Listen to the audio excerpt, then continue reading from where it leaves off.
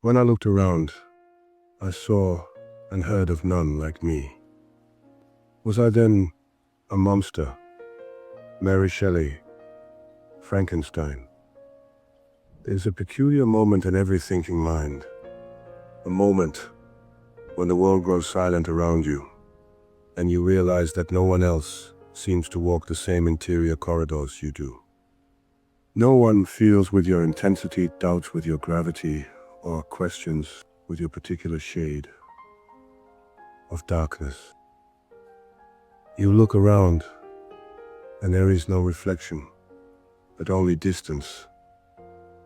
And in that distance, something ancient stirs, a question, a fear, a tremor. If none are like me, what does that make me? I believe solitude is not the absence of people. It is the absence of recognition. For a room full of faces can feel like a desert, if not a single one of them mirrors your mind back to you. And when a person stands alone for too long without a mirror, without a kindred spirit, the mind begins to whisper treacherous possibilities. If no one is like me, perhaps I am wrong. If no one understands me, perhaps I am unworthy. If no one reflects me, perhaps I am the odd one out. This is the quiet violence of isolation, not the ache of loneliness, but the erosion of identity.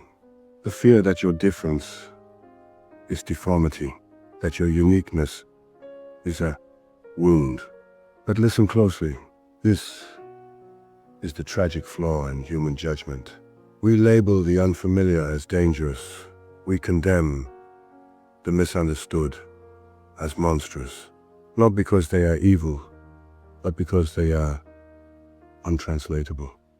Difference, in its purest form, has always been mistaken for threat. The wolves that walked alone were feared. The thinkers who strayed from the herd were exiled. The souls who burned too brightly were declared unnatural and cast into the shadows so the timid would not have to confront their own dimness. Shelley's creature was not born a monster. He became one in the eyes of those who refused to see him as anything else. Humanity rejected him before he even had the language to plead for mercy. Imagine being condemned by the world before you could even speak your innocence. How many brilliant, peculiar, aching minds suffer the same fate today in our modern world? How many carry their depth like a scar? How many learn to quiet their thoughts not because they are wrong, but because the world is too small to hold them? There's something cruel, almost exquisite, about the way the world treats those who do not blend. It observes silence in them and calls it coldness. It sees their intensity and calls it madness. It senses their solitude and calls it shame. But the truth is, the monster is not the one who is different. The monster is the one who demands sameness. The creature in Shelley's tale wanted only what every human being wants. He wanted to be seen, to be held, to be understood. He longed not for power, but for companionship, not for dominance, but for recognition. And the world denied him all of it.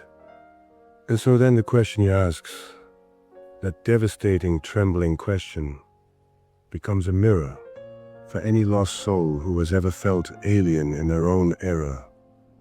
If no one is like me, was I then a monster? And the answer may not be gentle, but it is liberating. No, you are not a monster. You never were. You are a rarity, and rarity frighten the ordinary. Your depth is not deformity. Your solitude is not shame. Your different way of thinking is not at all a flaw. It is a frontier. And though the world may not recognize you yet, please just try to understand this. Some of the greatest minds in history were first perceived as unnatural. Some of the most soulful hearts were mistaken for strange, and some of the most radiant spirits walked years through darkness before meeting even one person who saw them clearly. But when they were finally seen, they were not monsters. They were masterpieces. So if you look around and find no one like you, do not be afraid.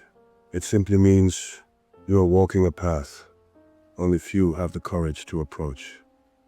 And when the world fails to reflect you, remember, mirrors were made for the common. And you, my dear listener, were crafted for the extraordinary. Thank you.